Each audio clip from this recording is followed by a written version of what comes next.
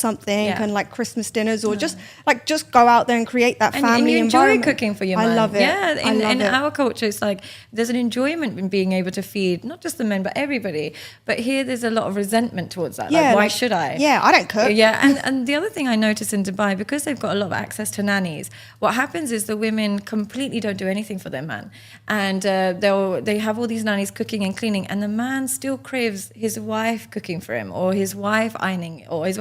I know it sounds silly, but it's just what they like. It's true. It's a cup of coffee in the morning. I'm trying to make your life easier, but you don't do anything to make my life easier. Because men, they want a little bit of something. But they don't say it as well. They don't say it, and especially when kids come, they get jealous of like how much attention now goes to the child. Really? Yeah, a lot. This is a common cause.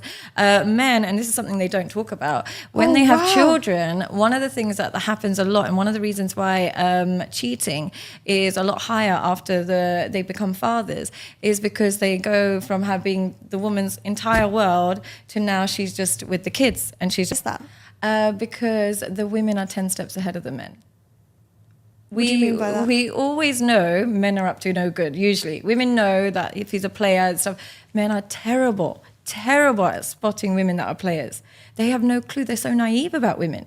Men are so naive about women. They'll see a woman who's got all these red flags and still fall for it. Whereas for women, we know men are players. We've been conditioned to know men sleep around, men might cheat. So we know what signs to look out for. Men have been conditioned to think only men cheat. They've been conditioned to think women are biologically not into cheating and men are biologically supposed to cheat.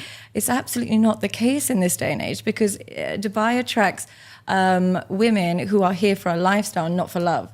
So they don't care, like, to be committed and loyal to one person. And you're not going to be the only rich man or the only successful man she knows. She knows 10 of you. Do you know what? A vape, just thought he was like hot shit. Is he from London? Yeah. Okay, I can tell. And then 2 girls went by and he went up to them, spoke to them, and he got their number. Straight away, he was just like gassed. He was so excited that he got 2 of their numbers.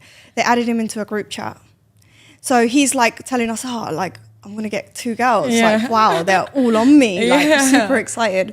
And then we went out for dinner with him. It was our last night. So we went out to a restaurant and we were in DIFC and he went to Amazonico to meet the girls. So the night goes by, they're having drinks and like it's about to end. The night's about to end and they go, "You're going to sort us out, babe, yeah?" Yeah, babes. "Yeah, babes, you're going to sort us out." And he went, "What? I thought you went out with me because you liked me." Oh my God, are you fucking dumb?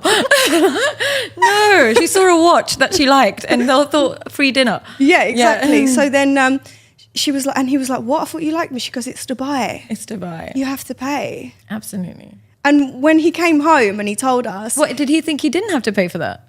Yeah, he thought that it was all game. He thought that it was their treat. No, he just thought it was game. Like, it was okay. just game, as in, like, at the end of the night, is he going to sort them out? We're going back home with each other, right? You're going to pay us. Yeah. It wasn't just the bill. It wasn't the dinner. No, it was just the whole thing. And he was so humbled when he came home. He was like, "I don't think Dubai's for me." Yeah. And I don't think Dubai is for those sorts of... And the thing is with London men, they come to Dubai, they'll sit in Namos and stuff and they're like, "That girl was looking at me, this girl was looking at me." And it's like, yeah, because she sees you as somebody who's going to pay. She sees you as a client. It's not, "That girl was looking at me because I'm so hot." So they get excited and then they realize everybody has a price tag. Everybody has a price tag. If she's looking at you, it's not because you're hot. It's because she's seen a watch, she's seen something, and you're in a restaurant that she likes, and it's everybody has a price tag, unfortunately. So do you think like the pool of women in Dubai is not necessarily the best pool to pick from if you want a wife? It's tricky because there are always good women everywhere, but here's the thing, the men in Dubai like the toxic women.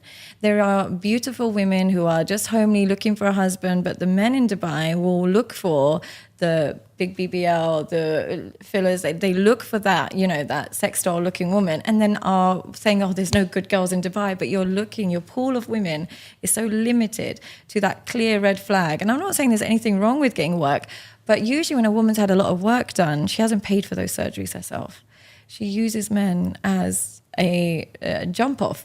And so when you see a woman with a lot of surgery, just know women don't like to pay for their surgeries and stuff. So when she's had a lot, that's come from a man. So you're just the next surgery, or you're the next rent, or you're the next car deposit. And if you can't spot that, then you're going to be humbled quick. Yeah. Yeah, I think so too. Like, because recently, okay, so I had a scenario where I was working with this girl and she comes from a really wealthy family. Yeah. And she's just trying to like figure her life out. Yeah. And she was talking about this girl that lives in, that she sees online, that lives in similar building to her. Yeah. And she was like, she gets protects sent to her. She gets APs and she gets all these roses and stuff like that. Yeah. And I had to explain to her, like, you literally was born into a rich family. Yeah. Like, you are her. Yeah, you did that without having to sell your soul. Yeah. And I said, well, if you want to be like that, just go be like that. Yeah. It's not hard. Yeah. But like what your mum and your parents have built for you is something completely different. Yeah. So why do you think the younger generation, or like just girls in general, like compare themselves to girls that are literally like sugar babies? Yeah, I think it's because it's so visceral. And social media just shows you what you can be getting for such little effort. And I do think the breakdown of the home and the breakdown of desire to get married makes women now and men think, okay, I don't care about a long-term relationship, I just want sex. And so women are now thinking, I don't care about a long-term relationship, I just want a trip to Dubai, or I just want a present. So it's become really raw. And people have lost their desire to look for connection. They're looking for an investment. Many of them want sexual investment and women just want financial investment. And it's really polarized it because we get so many messages online about how relationships don't work and don't get married and don't find someone and men ain't shit and women are this, women are trash. So people have lost their desire to even look for connection. They're now just looking for an investment. And so we've killed people's desire to even look for something deeper. That's really sad. Yeah, it's really sad. It's quite sad because I've got nieces and like I actually want to see them get married one day, like to someone and be like in love and have kids and stuff like that. But think of the message that they're getting, especially if they watch these Red Pill podcasts or if they watch these feminist podcasts, both of them are both as bad as each other. The message they're getting is men are dangerous and they're going to just abuse you. And men are getting the message that women are hoes and they're going to, just finesse you. So you just think game on. Yeah.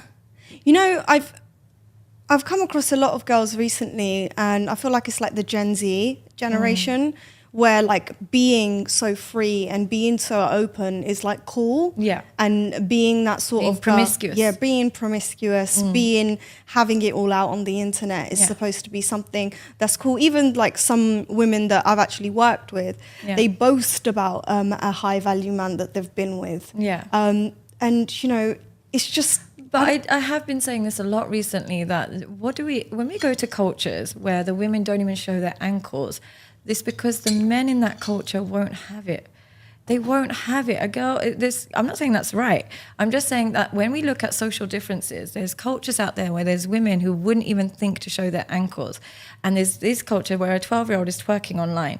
When we look at cultures where the women have changed so much in terms of their promiscuity, you have to look at what men are rewarding. What are the men going towards? Now, if I go to a culture where the women are well behaved, it's because the men they don't like promiscuity. They don't reward it. But if you go to a culture like America, the UK, Dubai, they reward promiscuity. Every girl that has her arse out is going to have 1 million offers, taking her hair, this, that, whereas they don't reward good women in these cultures. Whereas if you go to other cultures where the women are submissive and people are always saying, I want to go to a submissive culture, find a girl from back home, it's because the men don't tolerate that nonsense. So if you want to look at why women are getting so bad, have a look at the men in that society because they set the tone. Without them realizing, they set the tone. Yeah, I think that's true because even like I'm quite lucky where I actually had really strict brothers. Yeah, same. And dad. Strict brothers, strict dad. Yeah.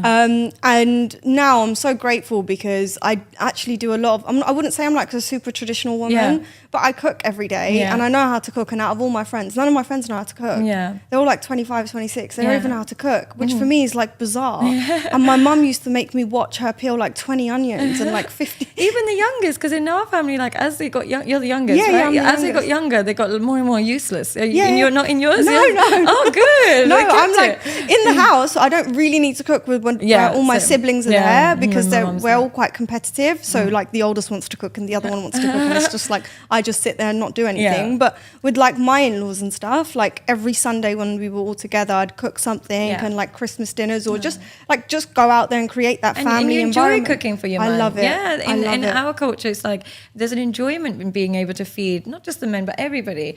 But here, there's a lot of resentment towards that. Like, why should I? Yeah, I don't cook. Yeah, and the other thing I notice in Dubai, because they've got a lot of access to nannies, what happens is the women completely don't do anything for their man, and they have all these nannies cooking and cleaning, and the man still craves his wife cooking for him or his wife ironing or his. I know it sounds silly, but it's just what they like. It's true. It's just like how we like, even if we're making a lot of money, we still want our man to pay for the dinner. Like we still like it because it's our need. For men, they still desire a woman that will cook and look after them because it makes them feel loved. In Dubai, what happens is they get all the nannies and they can't remember the last time they touched, made a sandwich for their husband.